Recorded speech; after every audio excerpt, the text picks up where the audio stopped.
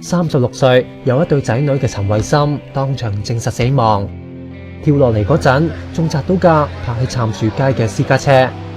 不過係某啲意外引致你嘅重傷。唔係，但係都係話聲盡快，我哋一解封你盡快搞掂架車㗎啦。消息話，年少反叛嘅阿心10幾年前識咗姓范嘅契媽，仲一齊住。之後阿心識咗男友，可惜後嚟分開咗。大受打擊嘅佢，仲試過幾次戒手，覺得照顧唔到對仔女，就交俾契媽湊。4年前，阿心同冷氣工程公司嘅同事拍拖。尋日傍晚，佢哋喺契媽大角咀嘅屋企食飯，期間嘈起上嚟。契媽冇為意，到咗9點幾先發現阿心留低張紙交代身後事。可惜冇辦法揾到佢。到星期5清晨，警員上樓先知阿心喺14樓天台跳樓。